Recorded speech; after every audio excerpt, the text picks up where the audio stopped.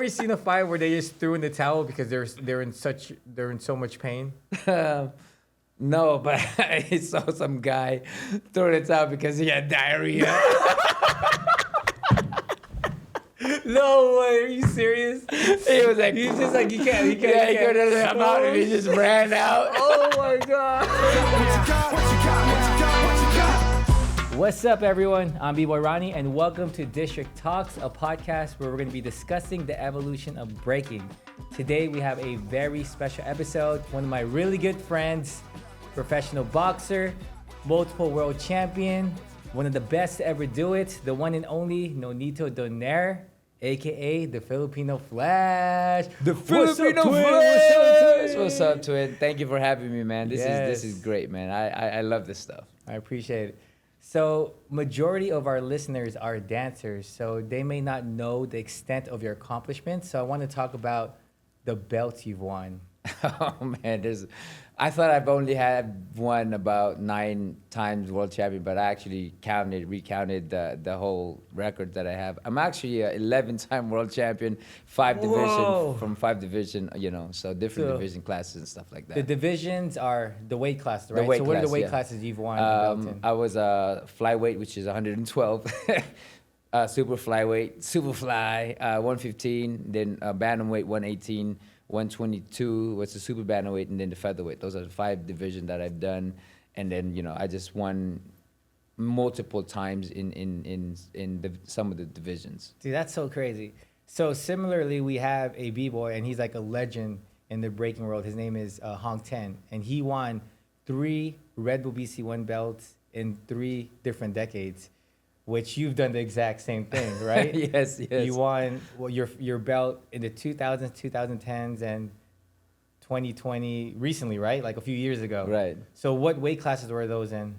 Super bantamweight and bantamweight. Those are the ones that I just kept going bouncing up and down afterwards. So after getting to the featherweights, then I started dropping down in weight to what my weight class is really. I would just keep rising up like Pacquiao. Just try to challenge, but my body is limited.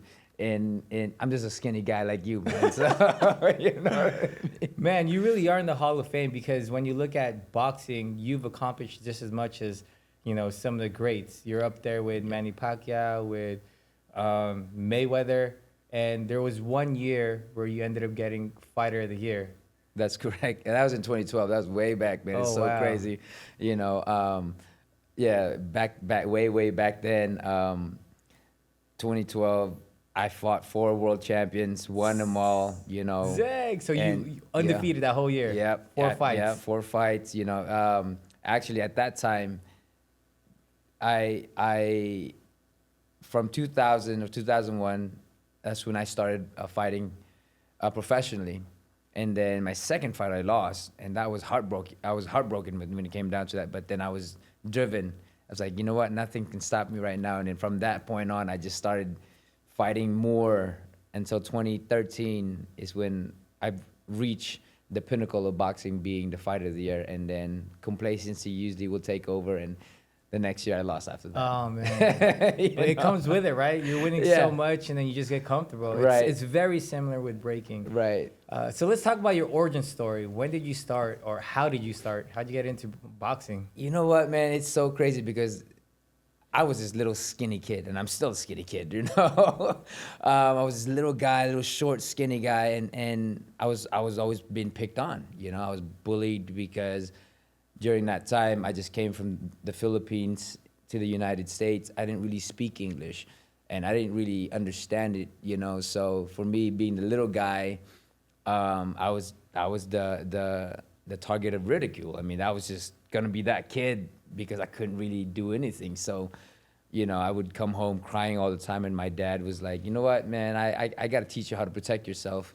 And at the same time, that's something that I didn't want to do. I was like, I didn't want to fight. As it is, I get bullied back in school. And so for me, I didn't really want to do it. And so, but then I had to. My dad was, he was a military guy, and so he's very strict. Another one was because he wanted us to be off the street. Because back in the 90s, it was always everybody was always recruited to join a gang Yeah. of some ways, you know. So similar to breaking and my personal upbringing, because you started boxing at age 10, Yeah, Yeah. about there, yeah. and then you It's- won your first world championship in but, 2007. yeah, 2000 for me, 2007 is when I won my first world championship. It just so happened that no one wanted to fight this guy, and I was like me, you know. Wow. So, you know, and I was like 11-1 underdog, and all the guys that knew me in amateur knew that I can fight. So they bet a lot on me, you know, and then by the end of the fight time, it was like 7-1, you know. So that was your first world championship in 2007. First world championship that I fought in. And mind you, this guy actually beat my brother like 2 fights before that, you know. So your older brother was a boxer too. Yeah, Was my your older dad brother. boxing too? Because he was your coach. My dad boxed in the military, but he didn't really go beyond that, you know. He didn't really go into professionals and stuff like that, you know. So, but my brother did. My brother and I, we grew up fighting. That's pretty much what we did all our lives. Yeah. Yeah, we have a lot of parallel stories. You and your older brother boxing, me and my brothers breaking. Yeah. You starting at age 10. Yeah. So did I. Yeah. Won your first world championship in 2007. 2007, I yeah. won Red Bull BC1 in 2007. It's We're so the exact crazy. same age. Yeah. Born the same year, the same Yeah. height. Yeah. That's how a lot of people It's think so we're crazy. twins. Yeah, that's It's what we like- call each other, twin. You know, you remember when we were in Cebu? When I fought in Cebu, it was crazy because like there were so many people, you know, and I couldn't get away. I'm like, Ronnie, just be the decoy, and it actually worked. It So- worked. Yeah, that's actually a really funny story. Thank Yeah. you for reminding me. We walked into the mall in Cebu. We walked into the store and we switched T-shirts. Right. And I came out holding your son Jarrell. Yeah. And there's paparazzi taking photos of me. Man, it's so crazy because I've known you for close to 15 years now, Yeah. and I already knew how much you've accomplished. But it was a different experience when I actually went to the Philippines because you really are a legend, and I saw that, you know, right before my eyes when we were at the mall, and just the amount of respect and love that you get from, you know, our own country, the Philippines. You really Yeah. are like an icon out there. So let's talk about your training regimen, because you started at 10 and you got into it because you were saying you're getting bullied, and you were saying that you were still scared to box. So when did you start to realize that you had it in you? When did you start winning? You know what? That's the craziest thing. Even though I was winning a lot of nationals, I won nationals every year. Even though I was winning nationals, and even when I was one of the top guys, I was an alternate for the U.S. Olympics in 2000. Well, I give that up, but I should have been, but I was like, you know what? I don't like being second in my head, you know. So, you know, I had a lot of pride growing up, but it was crazy to me because I knew I was good at something, but I was always scared going into the fight, you know. It wasn't until I met my wife where she had asked me, why do you box? And I was like, I don't really know. You know, a lot of the times I did it for my dad because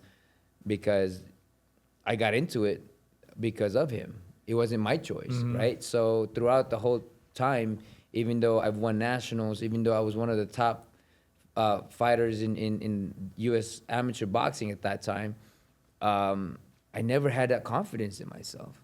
So know? you were winning, but you still weren't really Yeah, I into was it. You're- still very scared, you know. I was still very afraid and very nervous going into the ring until I wanted to ask that question that my wife had asked me, why do I box?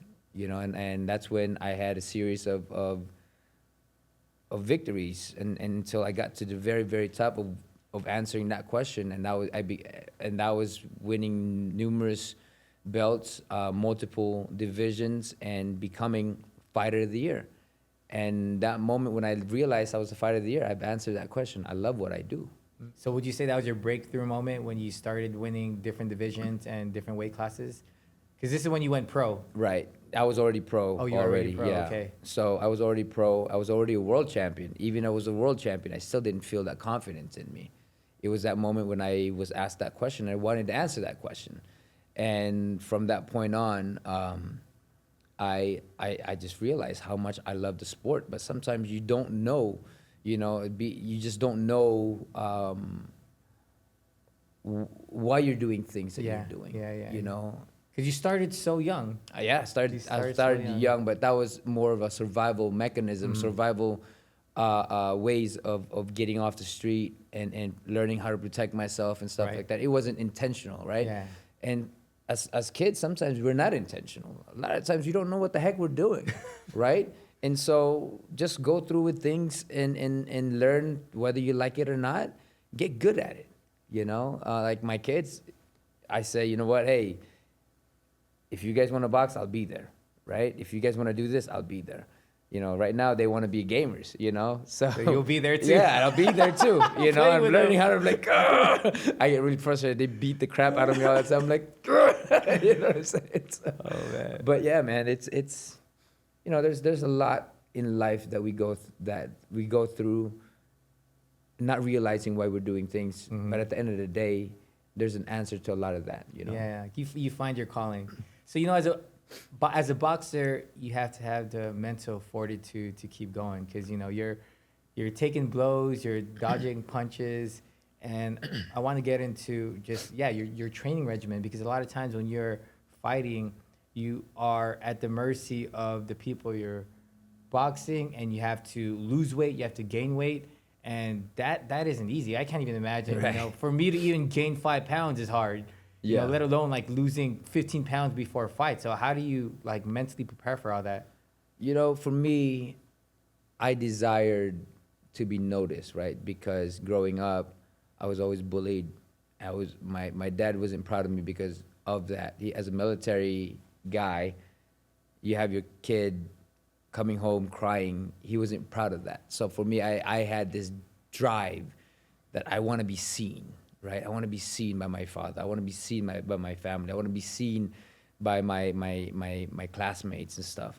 So I trained harder than anybody else. I was driven that when it hurts, even though I was limping, I just said, you know what, I'm never gonna stop. Right, I just kept going and going, and even till this day, one of my old trainer, he's had 29 world champions, and he said out of all those world champions, I was the hardest working fighter that he's ever trained. Wow. But because I was driven in that way, and I believe that when you train hard, you put your authentic self in training, in learning, in growing to become the best, and you have that mindset that you start to manifesting within your body, within around you, and the people that you meet. So I was always driven because I wanted. There was a lot more for me to gain than just I didn't have nowhere else to go. Yeah. You have a true warrior spirit. Definitely. I mean, I had more pride. Like for me, if I'm inside that ring, it's like I'd rather die here than not try. So how many hours were you putting in? And when you had to lose weight, like how would you go about that? Because I know there was times when we were hanging out and you had to lose weight, and it's within a night. Like, how do you lose that? Like, do you just because here, coming from a dancer standpoint, it's not that strict. The most strict breaking has ever gone in competition was during the Olympics when they did drug tests.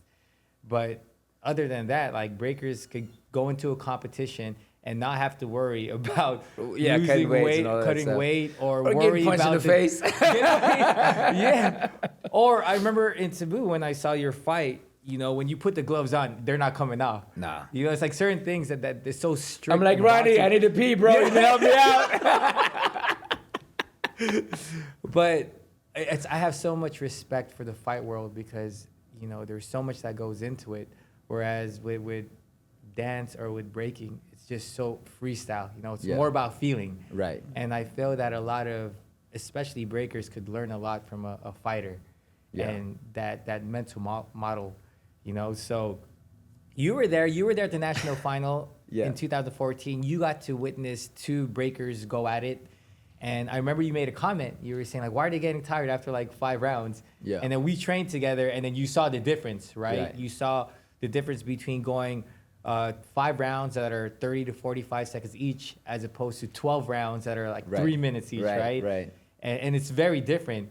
So my question to you is, how could a breaker adopt the mental model of a boxer and apply it to a breaking battle? It's the same thing that I teach my fighters, right?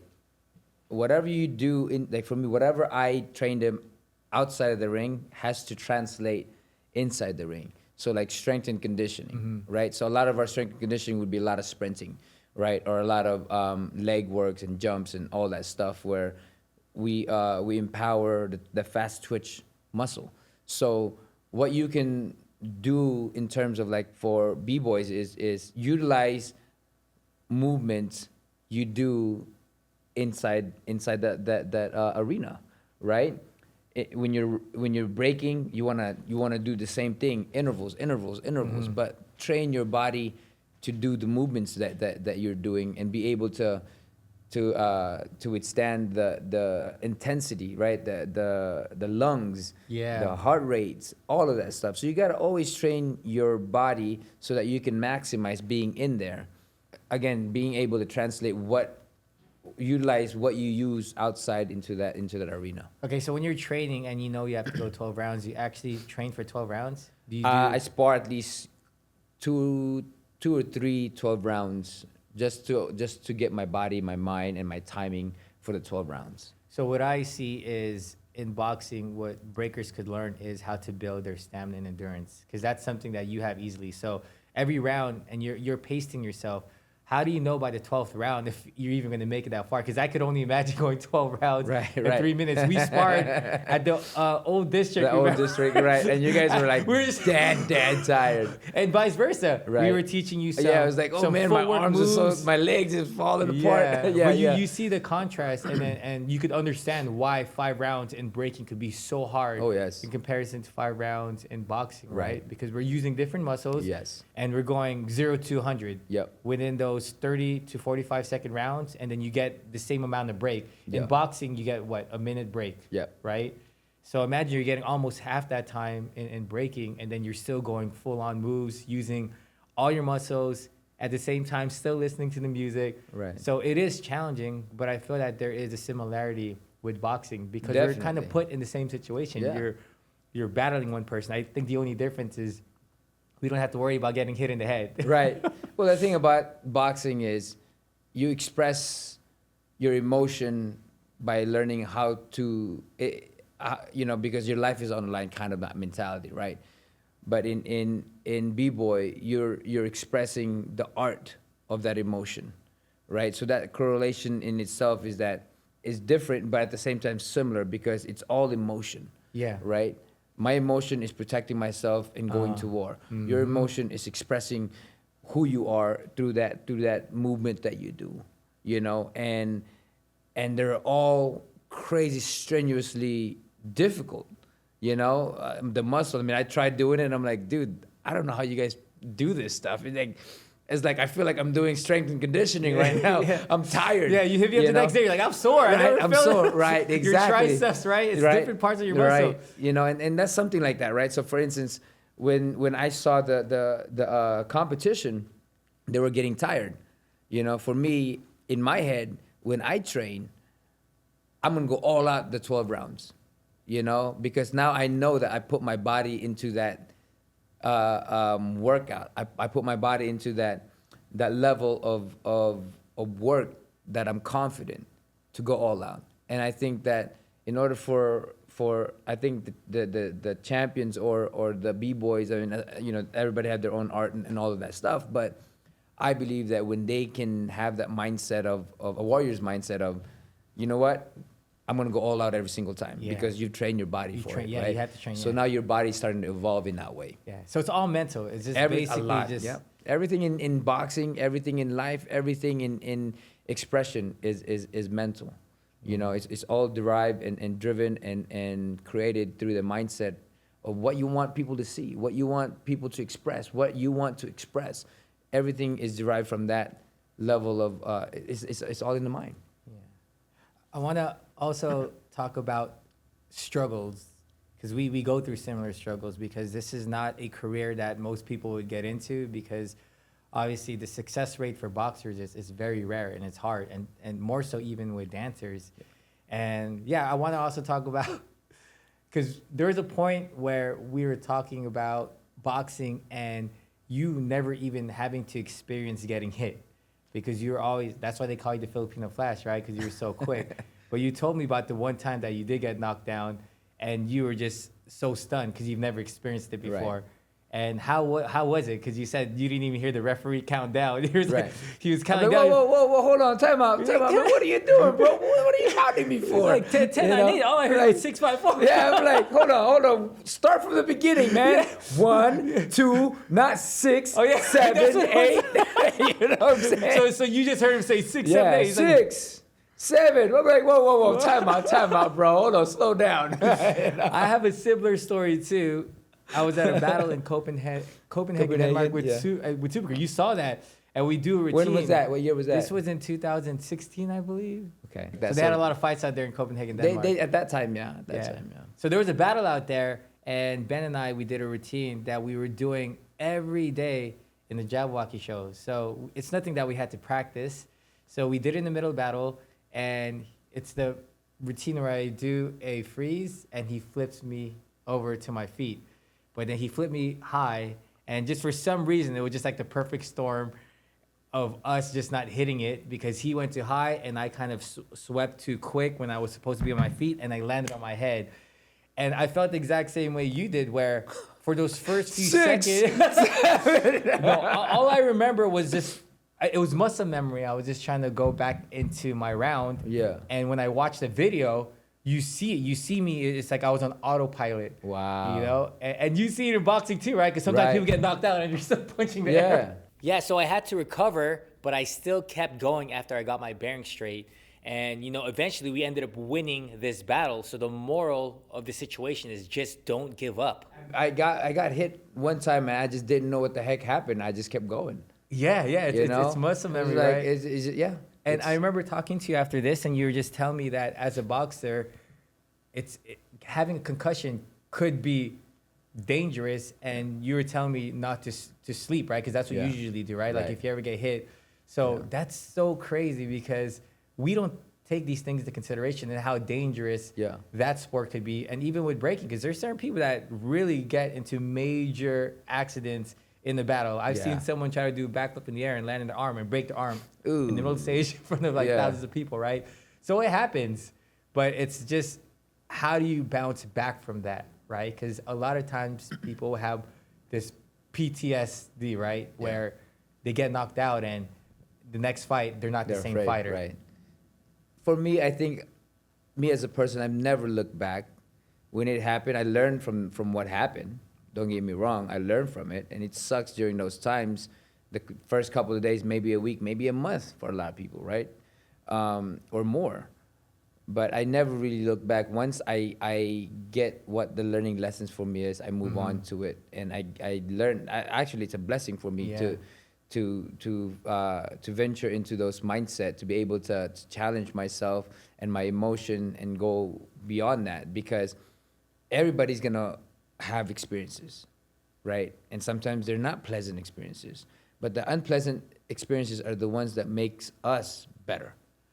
Instead of like hiding the fact that this happened and it's embarrassing, you know what?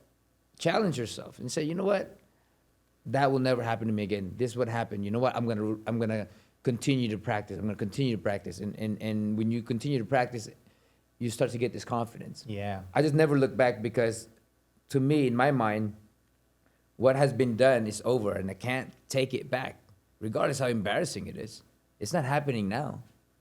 So why should I put myself in that position? But a lot of people put themselves in that position like it's happening now, and they feel some type of way about it, like it's happening again, and they revert themselves back over and over and over. When you let it go, you learn from it, and that part is serving us rather than doing this service for us. Yes, you're right. It's redeeming yourself, the redemption, and just building a bridge and getting over it, because a lot of people hold on to the past, and I agree with that. That's where a lot of times people get discouraged and they quit. Yeah, like what was that? The turtle in Kung Fu Panda, you know? Tomorrow is mystery. Yesterday is history. But Today is the present, and Yeah, that's why they that's call why it. they call it a Oh, gift. yeah, that's why they call it. Today is a gift. That's why they call it a present. Yeah. There you go. Boom. Life lesson from Kung Fu Panda. That's right. No, but ultimately, when it comes down to that, that's something that is very important. I know it came from a movie, but it's very important to live in this moment rather than living in the past and the future. You're always going to be in anxiety. You're always going to be in regrets and resentment rather than moving on. You know, you carry this big baggage, this boulder in your shoulder rather than just like, I always have this choice to let it go. I'm going to freaking let it go. You know, now you're living here instead of always being in a moment of carrying this baggage. You don't need to. You've always had choices to let go of those baggages. Yeah. Inspiring words. I'm all about inspiration, baby. That's it. You know, I've been to a point where, look, everybody has darkness in their life that they've experienced. For me, it was worse because I was made fun of. When I got home, I was always told I was a piece of crap by my parents. You know, I was the ugly duckling. So for me, I had a lot of struggle in and out of the house. And it came to a point where I, you know, at 11 years old, I couldn't take it anymore. And I wrapped a cloth in my neck and tried to hang myself, you know. And At age 11? 11 years old, you know. That's I was deep, just, I Nonito. just That's couldn't, crazy, I just bro. couldn't, you know, and this is why I'm so passionate about life, because I was grateful that I wasn't strong enough to tighten it really tight. I was grateful enough that I was able to make it to the other side of life, like living, you know, because I'm not supposed to be here, you know, but I'm meant to be here. And this is why I'm all about inspiration. I'm all about laughing. I'm all about, no matter how sad life is, and this is why I became really funny with a lot of things that I do, is because I want people to laugh, but because I never laughed on my own growing up, right?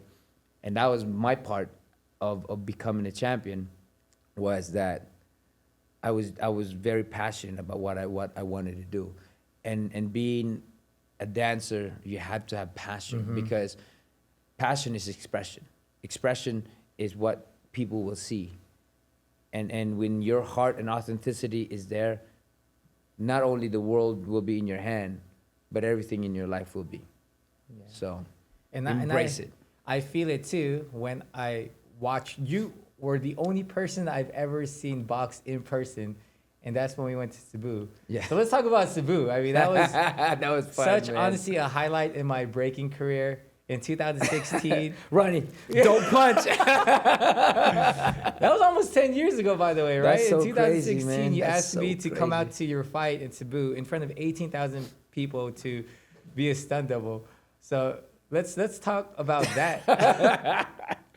It was crazy, man, because like you know, I mean, in the Philippines, I was able to do a lot of things, productions, you name it, because you know, I had a lot of people that supports the movement, the mindset and the vision, right? So, and I was very happy that you were able to do this one, because I've always wanted to do it, but it's just never aligned, and you know, you guys were just there, and it just made it happen, and that was fun for me, because you know, as you saw, fight week, it gets people's eyes are all on me, right? So, you know, in the Philippines, that's why when we were in the mall, it was like 4 or 5 layers Yeah. of Fans and fans just filling up the whole row, just watching me, paparazzi, everywhere, just you know. on you. All eyes are on It's you. crazy. The And whole Ronnie. city was on you, or me, or both of us. Like, oh look, it's the Filipino Flash.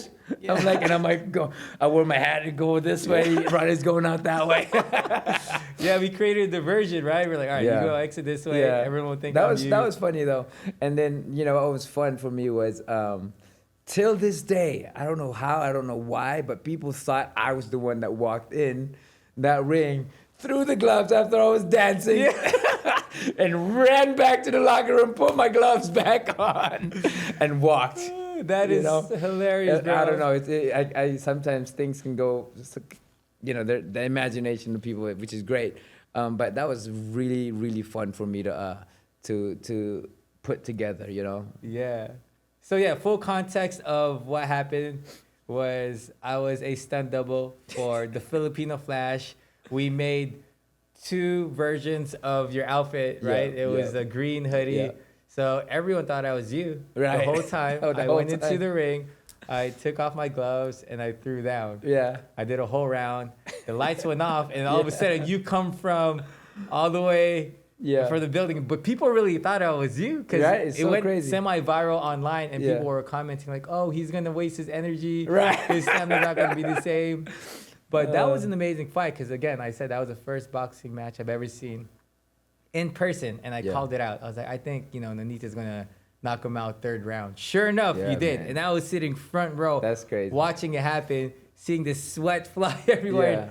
Yeah, And you're blood, just a the different guy. beast, bro. Because in person, if you know Nonito, funny dude, you're always gonna catch a good vibe with him. But in the ring, he just completely turns into It's a a different switch. person. It's Yeah, a switch, there's and that's the switch. thing is that sometimes in breaking, you have to have a switch as well. Yeah. Because now you turn on that authentic self of you expressing yourself, and no one around you, no one should be seen. Just go out there. At least for me, when I walk into that ring, I don't hear or see anything but the guy in front of me. And everything else is just a blur. You know what I mean? So, and when I turn on that switch, it's just me and this guy. He's trying to go after me, So I have to protect myself in that way. So that's how my mindset is it's just me and him. Same thing as the competition. It should always be a switch where it's just you and that person in front of you. Yeah, just dialed in and focused, right? In Yeah. for the kill. Yep, exactly. Has there ever been a time where you doubted yourself in a fight? Where like, man, this guy is just, It's so crazy because this is what was one of my hardest fight. I think it was back in 2015, maybe, or 17, one of those. And this guy, I would drop this guy like 4 times, and he just keeps coming back up. And then I think it was over 4th or the 5th round where I stepped on his shoes and I twisted my ankle. oh, Right. You stepped on his shoes and it twisted your ankle. Oh no, I stepped on the referee's Okay. shoes because I didn't see the referee, and I twisted my ankle, and it was a bell. So when the bell for the next round, I was just in pain, and I couldn't deliver power shots anymore because I couldn't really push off with it, right? Or I couldn't even move. So the guy was just swarming me. I was bleeding all over the place. I was getting hit and stuff, and every time I sat in that corner, the mindset was just telling me, like, bro, just give up, man. Just give up. You've done enough already. You're still going to be a Hall of Famer whether you win this fight or you lose this fight. So that was the biggest fight for me because I was fighting myself. Yeah. And one thing that you'll know within is not the guy in front of you that's your competition. It's you will always be your biggest competition. And Very so true. for me, I sat in that seat, and I would just, every time that bell rang, this guy would just keep telling me in my head, hey man, it's okay, you don't need to go through this pain. You're bleeding, you got cuts already, you're already done enough, bro. Like, it was just telling me to give up, and I was just telling myself, no, I will never. I was like I love I that. was just talking to myself Yeah, this I whole love time, that, man. And everybody does talk to themselves this whole time, because when it gets tough, when it gets hard, there might be a time where you're just tired, and you need to pull everything out. Yeah. And you got to learn how to do that. You got to learn how to give everything that you got, especially if it's the final rounds and the final everything, and you just got to give it all you got. You know what? Give it all you got. Because your mind is always going to tell us to be in a level of safety, in a level of comfort. If it's uncomfortable, our mind tells us to go back and quit and stop. And this is why a lot of people are not successful, because they listen to that person within themselves that's telling them that they can't do it, when they know each and every one of us can do it. Yeah. I came from nothing. I came from a place where I shouldn't be here, but I did, because I've learned to harness those thoughts, that inner person that's telling me not to. I've learned to say, you know what, I can and I will, and it brought me here.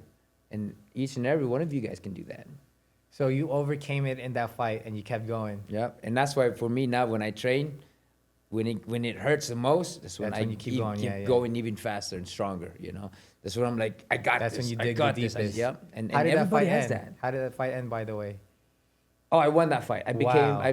think I became, that was like my 8th or 9th world championship. That's yeah. amazing. Yeah. We got to highlight this fight. So you're Yeah. telling me in the 4th round, that's when you were doubting yourself, and then you went all the way to the end. But it was more, I twisted my ankle in the 4th round, I think. And then from that point on, I was fighting that round.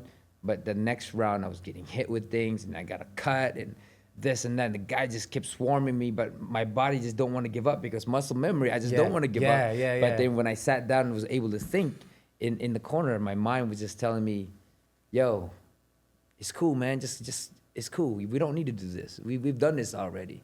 Just chill, man. Just, you don't have to prove anything else to nobody anymore. And I was like, no. Prove it to yourself. Yeah, I'm doing it for Prove me. it to the person in your head that's telling you that you can't do it. Right? Exactly. And that's the biggest, again, I go back into it, the biggest opponent that you can never face is you. And the biggest person that can never lift you is you. There's only one person that can do everything and can deliver everything about you is you. No one else. And that's the power of us as human beings. We have the power, we have the choice. I love that, man. So that's deep. That's deep. You know what I wanted to bring up too, because I know that's what she said. Oh man, you know what's funny? I know this is just out of nowhere, but during Halloween, there was this one Halloween where I didn't know what to dress up as. I saw that. Yeah. I was going through my closet and I found the outfit that I wore in Cebu when I was your stunt double. I saw that. So for one Halloween, I dressed up as Nonito Donaire, the Filipino Flash. Yes. And then my wife, Caroline, dressed up as B-boy Ronnie. Yeah. She wore the Red Bull hat and the Red Bull BC1 jersey. Oh, man, I remember that. That was freaking awesome. I saw that on the post you did. Yeah. Man, it's amazing because, again, we've known each other for almost 15 years and we have such similar stories, but just on opposite sides, of the industry. You in boxing, me in breaking. But every time we catch up, I feel like we're always on the same path. Right. Because now in boxing, you're doing commentary. Yep. And the past few years, I've been doing something similar with Red Bull BC1 at the World Final. So how has that transition been for you? Man, I love it, man. I love the transition of, for me, training fighters as well as commentary. Commentary is just, it's fun. You get to talk about your expertise, that because the people that I'm working with, they have their own ways of looking at fights as fans or whatever. For me as a fighter, I have my ways of dissecting fights or this guy should do this or that, this and that. So I really love commentary, something that I, just commentating is fun for me. Yeah. And we have similar terminology when we commentate, when we watch battles and we give our opinions, right? Because when we talk about certain battles and we say, they're throwing a lot of jabs, right? Right. Like that, those are just like the little detailed moves that people may not see. But in boxing, those are the punches that are adding up, right? Yep. Setting up. You're setting up. Yeah, setting up the jab, setting up the jab for bigger shots or bigger moves. Bigger moves. Yeah. For us, it's like the power moves. Those are like what could, put the nail in the coffin. It's like the power moves and the big freezes, the period at the end of a set, which could, ultimately give you the win. And these are similar in boxing. It's like those big knockouts, right? Yeah. Well, yeah, just similarities in boxing and in breaking. I feel like so many breakers could learn so much from boxers. 100%, man. When it comes down to that, not only just the work ethic, but the mindset. Yeah. The mindset of a warrior. I mean, you're competing, and at the same time, the expression. For me, I look at boxing as an art. I'm throwing a jab. I'm setting things up. I'm moving here and there, not get hit. All of that's my art. Yeah. But at the same time, the way I work out, I go beyond what people usually do because that's just how I am. It's like in my head is if my guy is working harder than me, so I got to work harder than him. Yeah. So if I think that I'm okay today or right now in this thing, I put on a little bit of extra effort because I know that little extra thing for me can mean a lot when it comes down to the fight. Yeah. You might come out that way. and you might need that little extra push, you got it. Yeah. And also in boxing, when you dissect certain fights, you could tell stylistically who's who too, right? Just by their footwork. Do you call it footwork too? Or Footwork, yes, the footwork, positioning of the thing. But a lot of the time, because there's guys fighters that are actually pretty good with their footwork, you know. And then there's guys who just have different, just incredible style, slick, throws a jab, just very stylistically. Overall, just the style is just phenomenal. Yeah, and you can tell, and you need rhythm too, right? Like a certain bounce to of course boxing. So yeah, it's just very similar to dance too, yes, right? Yes, I mean it is, because when the correlation of our body is we're using the muscles, fast twitch, we're using everything else, we're using our mind, we're using everything to set things up. So the mindset and all of it connects in that way. Yeah. Yeah. Any last words of inspiration? Man, just I guess since we came out this way, talking about the way we are, our struggles.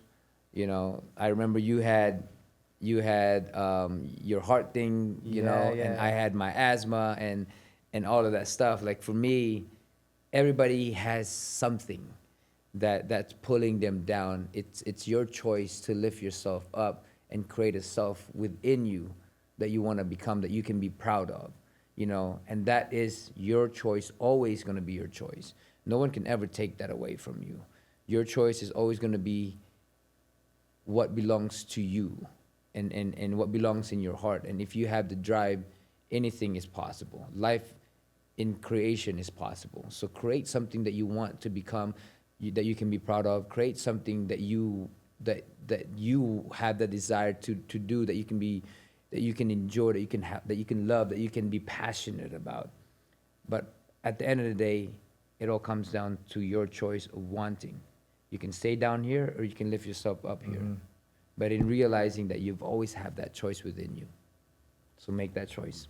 Very impactful words. I love it, man. And you're completely right. Just our upbringing, you having asthma and me having my heart condition. I had heart surgery when I was 4 years old, which a lot of people didn't know. And look at where we're at today. Right. We became world champions. Right. That's and crazy. And we're still here, man. We're still here. Look at me. Look at me now.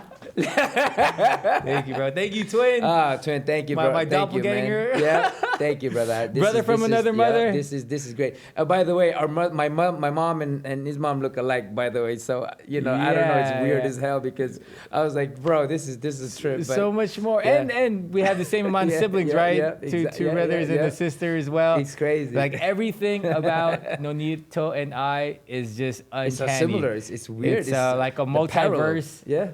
He's a boxing version of me, and I'm just a b-boy version of him. I've been to Mexico a couple of times in Cabo, and everyone thought I was the Filipino Flash. Yes, and they thought and I was out of town once, and you came to my wife's 30th birthday, and everyone thought you were me. It was like, that's right. I just, I'm just, I got my whoop. I appreciate you, twin. Thank you so much, man. Thanks, Big love. Appreciate you, brother. Thank you. All right, thank you all for tuning in to District Talks. Do not forget to follow us and subscribe to anywhere you listen to podcasts.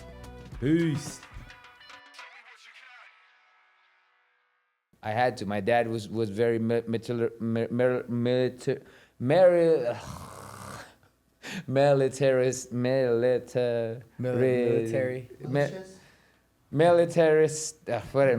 Guy. Militant. It was very militant. Yeah, he was very militaristic. Militaristic. This will be the blooper at the end that we're gonna use. See, this is why I got made fun of growing up. This.